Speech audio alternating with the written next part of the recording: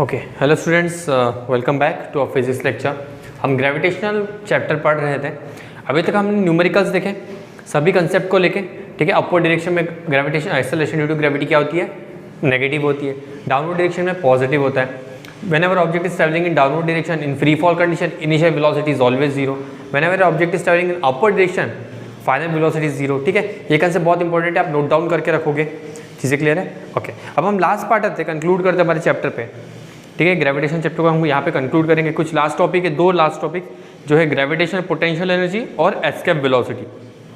अब जानते हैं कि ग्रेविटेशनल पोटेंशियल एनर्जी क्या होता है। हमने प्रीवियस क्लास में दो टाइप ऑफ एनर्जी पढ़ी है, पोटेंशियल एनर्जी और काइनेटिक एनर्जी। हाँ है ना? क्या पढ़ा हमने? टाइप्स ऑफ एनर्जी देखते हैं।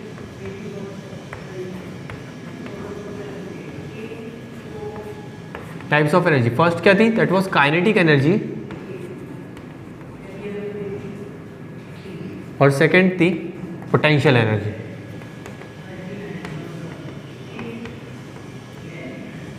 काइनेटिक एनर्जी और पोटेंशियल एनर्जी कैसे डिफाइन कर सकते थे? काइनेटिक एनर्जी को हम डिफाइन करते हैं whenever sir object is in moving condition.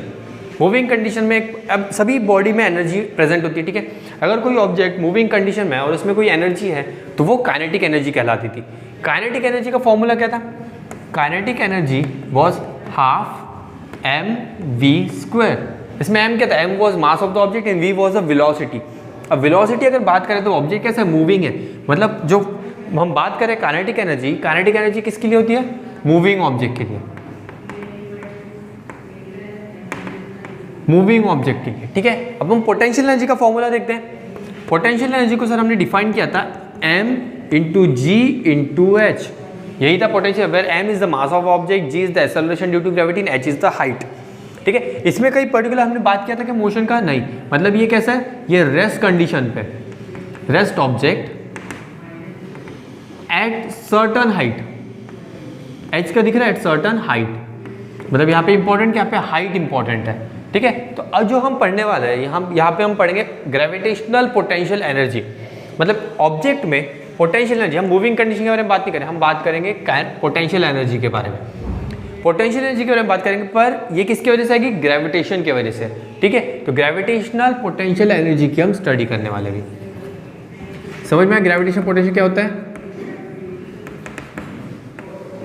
Gravitational potential energy, gravitational potential energy क्या होती है ये देखते हैं। जैसे हमें पता है, प्रीवियस लेक्चर्स में हमने देखा है कि जो एक्सेलरेशन ड्यू टू ग्रेविटी है वो वेरी होता है, मास ऑफ ऑब्जेक्ट कांस्टेंट होता है, acceleration due to gravity vary होती है, और हाइट के साथ with respective height acceleration due to gravity vary होती है। कैसे? अगर हम देखते हैं, ये हमारी अर्थ सरफेस है, हमने क्या देखा था? ये अर्थ सरफेस है। ठीक है, ये हमारा सेंटर, ये हो गया रेडियस। ठीक है, यहाँ पे एक ऑब्जेक्ट है, कंसिडर एक पर्सन है। ठीक है, रेडियस पे, तो यहाँ पे एक्सेलरेशन ड्यू टू ग्रेविटी होती है। अगर हम डाउन द अर्थ आते हैं तो यहाँ पे एक्सेलरेशन ड्यू टू ग्रेविटी जो रहेगी पोजीशन ए पे वो डिफरेंट रहेगी।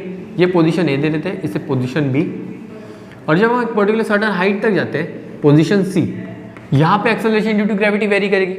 मतलब एक्सेलरेशन ड्यू टू ग्रेविटी क्या होता है? वेरी होती है विथ रिस्पेक्टिव हाइट, मतलब हाइट के चेंज होने पे एक्सेलरेशन ड्यू टू ग्रेविटी की वैल्यू चेंज होती है। अगर मैं कहूँगा कि acceleration due to gravity value change होती है और हाइट के साथ, तो क्या पोटेंशियल एनर्जी चेंज होगा? यस। तो सर ये पोटेंशियल एनर्जी में मतलब change in potential energy will be observe, change in potential energy आपको देखने मिलेगा। ठीक है, चेंज इन पोटेंशियल एनर्जी देखने मिलेगा with respective acceleration due to gravity and height, इन दोनों की वजह से। बिकॉज मास कैसा है? मास तो कांस्टेंट होता है। चीज़ें क्लियर है? This energy is relatively an increase as we go to greater height from the surface of the earth. We had assumed that the potential energy of an object of mass m at the height h of the object is mgh and on the ground it is 0. ठीक है, अगर हम ground के बारे में करते हैं, यहाँ पे हाइट ही नहीं, हम ग्राउंड से ही कैलकुलेट करें सारी चीज़ें। whenever object is at ground, first condition,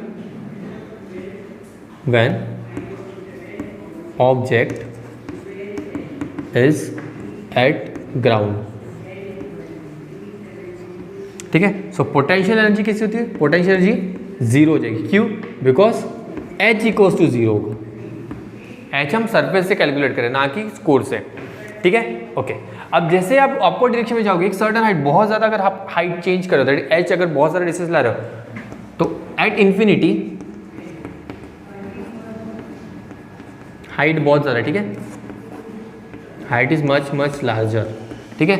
at this case potential energy हम जीरो कंसीडर करते हैं, क्यों? बिकॉज इन्फिनिटी पे बहुत ज़्यादा, वहाँ पे पोटेंशियल एनर्जी एक्सेस ही नहीं करेगी, एक्सेलरेशन ड्यू टू ग्रेविटी ही नहीं रहेगा वहाँ पे। अगर एक्सेलरेशन ड्यू टू ग्रेविटी नहीं रहेगा तो जीरो हो जाएगा, zero into anything will be zero, ठीक है। The value of g decreases with the increase in h, that is height. For an object at infinite distance from the earth the value of g is zero and earth gravitation force does not act on the object. मतलब इस condition में जब H बहुत ज़्यादा होता है, acceleration due to gravity वहाँ पे जीरो हो जाती है, और according to a formula that is zero into anything will be zero, so potential energy at infinity is always zero. चीज़ें क्लियर है? Okay, so it is more appropriate to assume that value of potential energy to be zero that Thus, for smaller distance that is height, the potential energy is less than zero. अब हम बात करें, ना ही हम infinity पे distance है, ना ही हम ग्राउंड लेवल पे, एट सर्टन हाइट हम कुछ इन बिटवीन बात करें, इन बिटवीन कंडीशन हमने कंसीडर कर लिया। चलो ये रेंज, ठीक है, ये रेंज है जो हमारा, इस रेंज के बारे में बात करें तो एट दिस पॉइंट, इस पॉइंट पे क्या होगा, let us consider at D, इस पॉइंट पे कुछ पोटेंशियल एनर्जी रहेगी, ठीक है।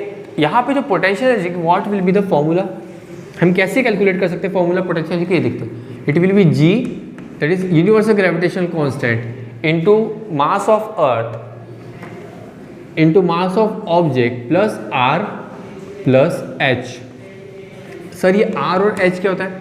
आर इज रेडियस, आर क्या हमारा रेडियस है, और एच क्या है, सर्टन हाइट, जितने हाइट पे ये ऑब्जेक्ट है, और at this condition height is not at infinity, H is not at infinity, मतलब एच के विद इन द रेंज है, H is within the range. तो इस कंडीशन में क्या हुआ, G into that is universal gravitational constant, mass of earth, mass of object and R plus H, ठीक है। यहाँ तक चीज़ें क्लियर है? सो यहाँ पे क्या होता है, और एक चीज़ पोटेंशियल एनर्जी में ये चीज़ ध्यान देनी है इंपॉर्टेंट, यहाँ पे हम नेगेटिव साइन यूज़ करते हैं। नेगेटिव साइन यूज़ क्यों करते हैं? Opposite to the direction of gravitational field, gravity उसको नीचे खींच रहा है, पोटेंशियल एनर्जी हाइट पे, मतलब अपोजिट, इसलिए वहाँ पे हम नेगेटिव साइन यूज़ करते हैं। ये चीज़ इंपॉर्टेंट है, ध्यान देना है, ठीक है।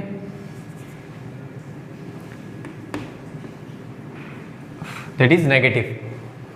ये बनता है आपका ग्रेविटेशनल पोटेंशियल एनर्जी का फॉर्मूला किसी भी ऑब्जेक्ट का which is within the range, not at infinity not at ground but with in the range. जैसे सैटेलाइट्स, सैटेलाइट जो होती है वो विद इन द रेंज होती है, तो हम सैटेलाइट के लिए अर्थ ग्रेविटेशनल पोटेंशियल एनर्जी बहुत ज़्यादा इंपॉर्टेंट रोल प्ले करता है। कहीं ऐसा ना हो जाए कि उस पर्टिकुलर बॉडी को हम ग्रेविटी फील्ड उसको इतना खींच ले कि वो डाउन टू अर्थ आ जाए और सैटेलाइट रोटेट ही नहीं कर पाएगा, ठीक है। अब हमें पता है कि व्हेनेवर अगर हम सैटेलाइट के बारे में बात करते हैं, if you are talking about satellites, ठीक है, ये हमें चीज़ें पता है, कंसेप्ट देखते हैं। चलो ये हो गई अर्थ सरफेस, यहाँ पे हमने कह दिया कि यहाँ पे कहीं सैटेलाइट मूव कर रही है, ठीक है, इस पाथ पे सैटेलाइट मूव कर रही है, ये सर्कुलर पाथ है, अराउंड में सैटेलाइट रोटेट कर रहा है। आप इस कंडीशन में कर सकते हैं ये ऑब्जेक्ट है, सर हमें पता है कि ऑब्जेक्ट पे ग्रेविटी फील्ड अप्लाई करेगी towards the centre of the अर्थ, मतलब क्या होगा सर, ग्रेविटी इस ऑब्जेक्ट को डाउनवर्ड डायरेक्शन में पुल करने की कोशिश करेगी। तो सर सैटेलाइट डाउनवर्ड डायरेक्शन में क्यों नहीं आता है? या फिर व्हेनेवर एन ऑब्जेक्ट या फिर एक सैटेलाइट जब टेक ऑफ करता है फ्रॉम द ग्राउंड, से आपने देखा होगा बहुत सारे रॉकेट जब टेक ऑफ करते हैं, ठीक है, ग्राउंड सरफेस पे, आपने एक चीज़ नोटिस की होगी कि जब पर्टिकुलर ये जब टेक ऑफ करते हैं तो सर ये अर्थ की ग्रेविटी फील्ड को छोड़ने की कोशिश करते हैं। मतलब रॉकेट क्या करता है, अपवर्ड डायरेक्शन में मूव करता है, ग्रेविटी उसको डाउनवर्ड डायरेक्शन में मूव करती है, तो एक सर्टन अमाउंट ऑफ इसको वेलोसिटी लगेगी या फिर एनर्जी हम कह सकते हैं। यहाँ पे कुछ ऐसी वेलोसिटी होनी चाहिए या फिर एनर्जी होनी चाहिए जो पर्टिकुलर इस रॉकेट को या फिर सैटेलाइट को अर्थ की ग्रेविटी फील्ड से बाहर ले जाए, हाँ है ना। तो इसी वेलोसिटी को, मतलब इसी वेलोसिटी को जो अर्थ की ग्रेविटी फील्ड से बाहर ले जाती है, इस वेलोसिटी को हम कहते हैं escape velocity. Escape velocity, this velocity required to escape the gravitational field. समझ में आ रही? मतलब ग्रेविटेशनल फील्ड को जो अब पर्टिकुलर वेलोसिटी, जैसे इसे ऐसे समझते हैं एक मैग्नेटिक पार्ट से, ठीक है, मैग्नेट से समझने की कोशिश करते हैं। ये एक मैग्नेट है और यहाँ पे एक मैग्नेट है। अब मैं कह रहा हूँ ये मैग्नेट जो लेफ्ट हैंड साइड का मैग्नेट है और राइट हैंड साइड के मैग्नेट को अट्रैक्ट कर रहा है। अब मुझे इसे इसके दूर करना है तो क्या करना है, certain amount of energy provide करनी पड़ेगी, कुछ एनर्जी से इसे दूर करना पड़ेगा, ऐसे नहीं ऑटोमेटिक हो जाएगा, कुछ एनर्जी से दूर करना पड़ेगा। तो सेम वैसे ही होता है। हमें पता है कि जो ग्रेविटेशनल फील्ड है वो कैसे अट्रैक्टिव है, मतलब इस सैटेलाइट या फिर रॉकेट को वो अट्रैक्ट करने की कोशिश करेगा अपने तरफ, पर हमें इसको बाहर भेजना है, मतलब ग्रेविटी फील्ड से दूर भेजना है। तो एक सर्टेन अमाउंट ऑफ वेलोसिटी लगेगी और इसी वेलोसिटी को हम कहते हैं एस्केप वेलोसिटी। तो हमारा जो नेक्स्ट टॉपिक है वो है एस्केप वेलोसिटी का। ये चीज़ें क्लियर है? ठीक है, ग्रेविटेशनल पोटेंशियल समझ में आ गया क्या होता है, क्यों यूज होता है, कैसे बनता है। अब हम पढ़ेंगे एस्केप वेलोसिटी क्या होती है। ठीक है, और एस्केप वेलोसिटी का रोल क्या होता है, इतना इंपॉर्टेंट क्यों है हमारे पास एस्केप वेलोसिटी। आगे जाके किसी को भी इंजीनियरिंग या फिर पर्टिकुलर साइंटिस्ट बनना होगा तो एस्केप वेलोसिटी बहुत इंपॉर्टेंट पार्ट रोल प्ले करती है। ठीक है, तो हमारा जो नेक्स्ट टॉपिक है that is escape velocity.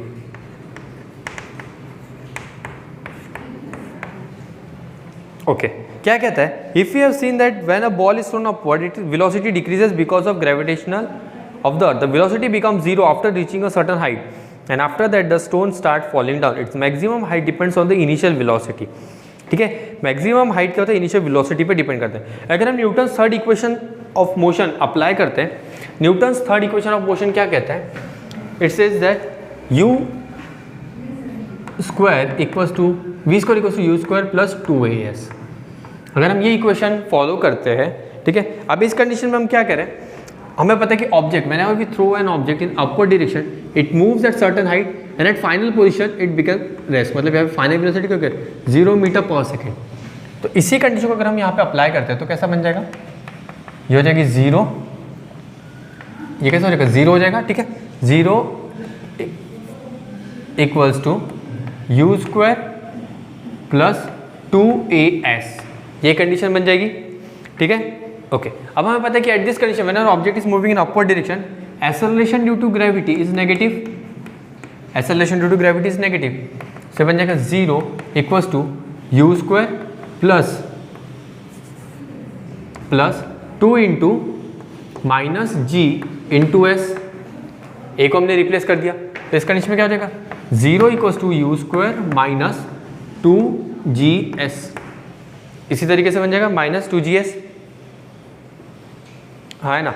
Okay, अब हमें देखना है कि अगर हमने इनिशियल वेलोसिटी कुछ प्रोवाइड कर रहे हैं, ठीक है, तो वैल्यू ऑफ जी कैसे चेंज होती है, या फिर particular height, the maximum height at which the ball can move can be calculated as maximum height, हमें एस कैलकुलेट करनी है। तो हम क्या करेंगे, यू को इस तरफ शिफ्ट कर देंगे, it will be minus u square equals to minus 2gs। ठीक है, minus minus cancel out, S क्या हो जाएगा, S equals to u square upon 2g। So this is the maximum height which a body can travel, that is u square upon 2g। अब u square upon 2g, okay, अब हम बात करें next, कुछ गलत कर दिया हमने, नहीं चलो ठीक है, u स्क्वायर अपॉन 2g। अब हमें पता है कि इस कंडीशन में अगर हमने acceleration due to gravity, acceleration due to gravity, इस फॉर्मूले को हम देखते हैं क्या है, S equals to u square upon 2g, ये फॉर्मूला है। ठीक है, इस कंडीशन में हम अगर बात कर रहे हैं कि एक्सेलरेशन ड्यू टू ग्रेविटी को अगर मैंने कांस्टेंट कंसीडर कर लिया, जी को हमने कांस्टेंट कंसीडर कर लिया, जी को हम कांस्टेंट, चेंज होता है हमारे पास पर हम कांस्टेंट कंसीडर करें, तो फिर रिस्पॉन्सिबल का एक सर्टन हाइट तक, एक अगर रॉकेट है जिसको सर्टन हाइट पे मुझे पहुंचाना है, जी अगर कांस्टेंट होगा तो क्या पार्ट बच गया, सिर्फ इनिशियल वेलोसिटी, मतलब जो पर्टिकुलर इस हाइट को ले जाने के लिए जो रिस्पॉन्सिबल है that is initial velocity, initial velocity that is you. U is responsible to take an object or a rocket from gravity field in upward direction। ठीक है, thus the higher the initial velocity, larger is the height। Higher the velocity, initial velocity, higher will the object will move। इसलिए आपने देखा होगा rocket की जो downward direction में जो थ्रस्ट अप्लाई करता है वो बहुत ज़्यादा अमाउंट ऑफ थ्रस्ट होता है। सो जितना ज़्यादा इनिशियल वेलोसिटी दोगे उतना ज़्यादा हाइट पे आपका बॉल जाएगा। ये आप डे टू डे लाइफ में भी कर सकते हो, बॉल है, अब खेलते हो जब बॉल देखते हो, टेनिस बॉल है, अगर मैं इनिशियल वेलोसिटी धीरे से फेंकता तो बॉल कुछ एक सर्टन हाइट ट्रैवल करता है, बहुत कम हाइट। अगर इसी को मैं बहुत फोर्सफुली फेंकता हूँ, मतलब इनिशियल वेलोसिटी बहुत ज़्यादा प्रोवाइड करता तो वो ज़्यादा डिस्टेंस तक ट्रैवल करती है। तो यही फॉर्मूला, यही कंसेप्ट यहाँ पे रॉकेट्स और अदर सैटेलाइट्स के लिए भी यूज होता है। ठीक है, we have seen that the about that the value of g keeps decreasing as we go higher about the surface. चीज़ें क्लियर है? Okay, an object moving vertically upward from the surface of the earth having an initial velocity equal to the escape velocity escape the gravitational force of the earth, the force of the gravity being inversely proportional to the square of the distance becomes zero only at the infinite distance from the earth। ये part हमने देखा था कि जो force है वो infinite हो जाता है, पोटेंशियल एनर्जी इन्फिनाइट हो जाता है सर्टन बहुत ज़्यादा इन्फिनाइट हाइट पे। This means that the this means that for the object to be free from the gravity of the earth it has to reach infinite distance from the earth, that is the object will come to rest at infinite distance and will stay there. चीज़ें clear है? Okay अगर हमें बात करनी है कि एक object है जो हमारे अर्थ ग्रेविटी फील्ड से हमें दूर भेजना है, ठीक है, वो हम ऐसा चाहते हैं कि एक रॉकेट है, एक सैटेलाइट है जो अर्थ पे कभी वापस ना आए, तो हमें क्या करना पड़ेगा, इतनी ज़्यादा हाइट पे उसे लॉन्च करना पड़ेगा सो दैट उस पर अर्थ की ग्रेविटी फील्ड का कोई भी एप्लीकेशन नहीं होना चाहिए, क्योंकि अर्थ की अगर ग्रेविटी फील्ड का अगर एप्लीकेशन हो जाता है वो तो सैटेलाइट कैसा रहेगा, डाउनवर्ड डायरेक्शन में पुल और वापस वो अर्थ पे आ जाएगा। तो मतलब हमें अगर कोई भी ऑब्जेक्ट इन्फिनाइट डिस्टेंस पे अगर हम सेंड कर रहे हैं तो वो ऑब्जेक्ट कभी भी हमारे ग्राउंड पे या फिर अर्थ के सरफेस में रिटर्न नहीं आएगा, ठीक है। तो ऑन द सरफेस अगर हम बात करते हैं, ठीक है, अब दो कंडीशन देखते हैं। फर्स्ट ऑन द सरफेस, हम on the surface total energy calculate करेंगे। इस वक्त हम टोटल एनर्जी कैलकुलेट करने की बात करें। टोटल एनर्जी क्या होता है, potential energy plus kinetic energy. Total energy equals to potential energy plus kinetic energy, दोनों एनर्जी को अगर सब करेंगे तो टोटल एनर्जी आ जाएगी। चलो ठीक है, अब काइनेटिक एनर्जी इस कंडीशन में क्या होगी, kinetic energy will be half m v square, half m v square, ये बन गई आपकी काइनेटिक एनर्जी, ठीक है। अगर हम पोटेंशियल एनर्जी के बारे में बात करें, पोटेंशियल एनर्जी क्या था, minus G into capital M into small m upon on the surface है तो सिर्फ आर रहेगा, क्योंकि एच तो है नहीं, ऑन द सरफेस है तो सिर्फ आर बन जाएगा। मतलब अगर हमारी अर्थ सरफेस कुछ इस तरीके से, ये सेंटर, ये हो गया ऑन द सरफेस, डिस्टेंस कितना हुआ, आर हुआ, ठीक है। अब टोटल एनर्जी क्या कहती है, टोटल एनर्जी का देखते हैं। Total energy equals to potential plus kinetic, potential को ऐड कर देते minus G M into M upon R plus half m v square, ये बन गया आपका टोटल एनर्जी का फॉर्मूला, है ना। चीज़ें क्लियर है? ओके अगर मैं हाँ ठीक है, ये बन गया आपका on the surface total energy.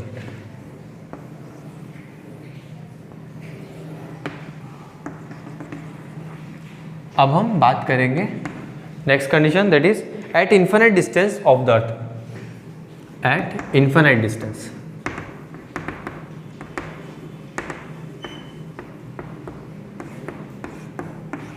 Eight infinite distance में सेम क्या होगा, बात करेंगे टोटल एनर्जी क्या होगा, potential energy plus kinetic energy, ठीक है। काइनेटिक एनर्जी के बारे में बात करते हैं। काइनेटिक एनर्जी क्या हो जाएगी, जीरो हो जाएगी। काइनेटिक एनर्जी कैसे हो जाएगी, जीरो, क्यों, बिकॉज जो वेलोसिटी है वो बहुत इन्फिनिटी पे चलेगी ना, बहुत ज़्यादा वेलोसिटी है इन्फिनिटी पे, तो kinetic energy will be zero.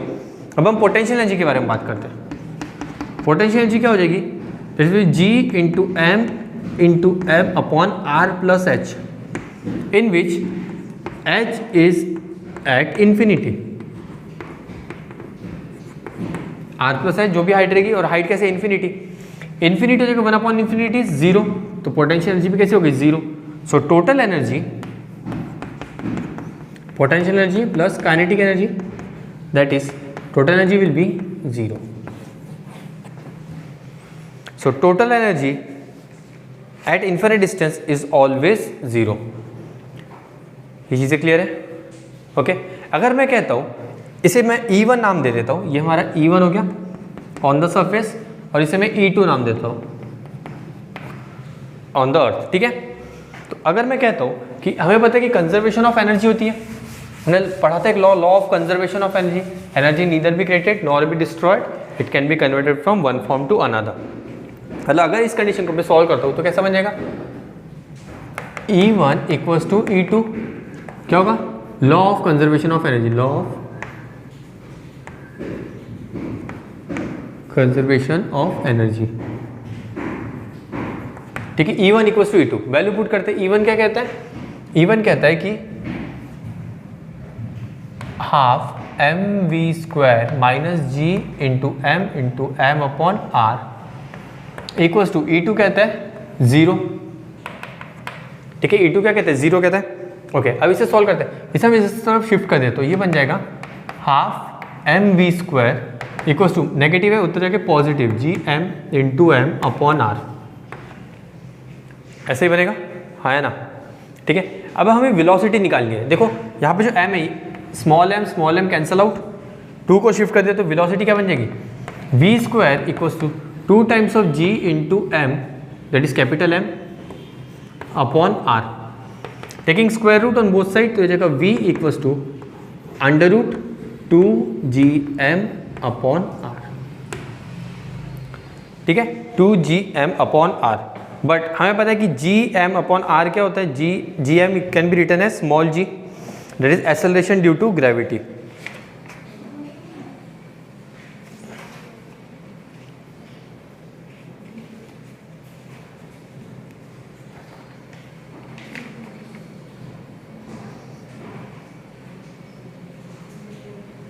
Okay, small g can be written as capital G into M upon R square होता है, ठीक है, ये होता है आर स्क्वायर। स्मॉल g क्या होता है, G M upon R square, ये होती है स्मॉल g की वैल्यू। अगर मैं यहाँ पे रिप्लेस कर दूँ, ये तो हमारा एक फॉर्मूला बन गया। अगर मैं इसको मॉडिफाई करता हूँ एक्सेलरेशन ड्यू टू ग्रेविटी के टर्म्स में, तो कैसा हो जाएगा, ये आर स्क्वायर और सिंगल आर है, तो हम यहाँ पे क्या कर देंगे, इसको आर से मल्टीप्लाई कर देंगे, तो ये बन जाएगा कुछ इस तरीके से, v equals to under root 2 into G M upon R पहले से था, multiply by R and divide by to balance that equation, है ना। मैंने मल्टीप्लाई और डिवाइड कर दिया आर से। अब क्या होता है, इक्वेशन देखो, ये क्या बन जाएगा, आर स्क्वायर और ऊपर में आर रह जाएगा, तो बनेगा v equals to under root of 2gm into R upon R square, है ना। ये सब पूरा अंडर रूट में कंप्लीट, ये पूरा अंडर रूट में, चीज़ें क्लियर है, ओके। पर G M upon R square क्या होता है, ये तो जी होता है small G, that is acceleration due to gravity. तो फॉर्मूला कैसे value, capital V equals to under root this value is converted into G small G, that is small G into R. तो ये बन गया आपका velocity का formula, that is known as acceleration due to gravity, ठीक है। अब अगर मैं इनकी वैल्यू पुट कर देता हूँ, मैं जनरल कंडीशन कंसीडर करता हूँ on the surface of the ground या फिर radius r equals to radius of the earth, ठीक है। अगर मैं वैल्यू पुट करता हूँ, क्या देखो v equals to under root 2 into G का हम कंसीडर करते हैं 9.8 metre per second into radius of the earth क्या है 6.4 into 10 to the power 24, 10 to power 6 sorry 10 to the power 6। जब हम इसे मल्टीप्लाई कर देते हैं, it comes up to 11.2 kilometre per second, and this velocity is known as escape velocity. This velocity is known as escape velocity. मतलब अगर आपको अर्थ की ग्रेविटी फील्ड को क्रॉस करके अर्थ से बाहर जाना है, मतलब जैसे आप रॉकेट जो इग्नाइट्स होते हैं, जो सैटेलाइट ले जाते हैं, एस्ट्रोनॉट्स जो जाते हैं, तो इनके रॉकेट की मिनिमम स्पीड कितनी होनी चाहिए, that should be 11.2 kilometre per second, मतलब इतना किलोमीटर एक सेकंड में ट्रैवल करना चाहिए। 11.2 किलोमीटर एक सेकंड में ट्रैवल करती है उनकी रॉकेट, या फिर सैटेलाइट रॉकेट या फिर एस्ट्रोनॉट्स रॉकेट।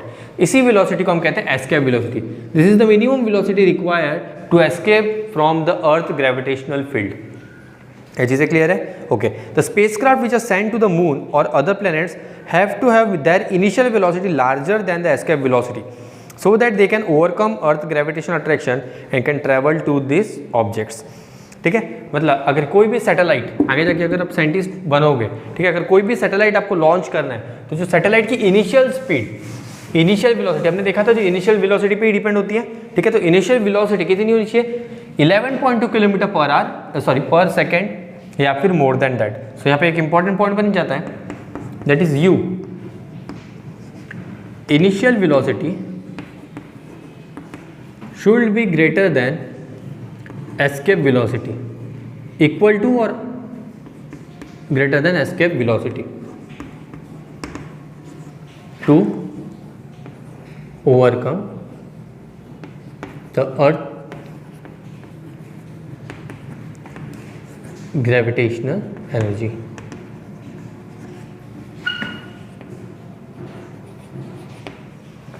ये चीज़ें क्लियर है, ओके। तो यहाँ पे हम कंक्लूड कर रहे हैं हमारा ग्रेविटेशनल चैप्टर। चीज़ें क्लियर है, ओके।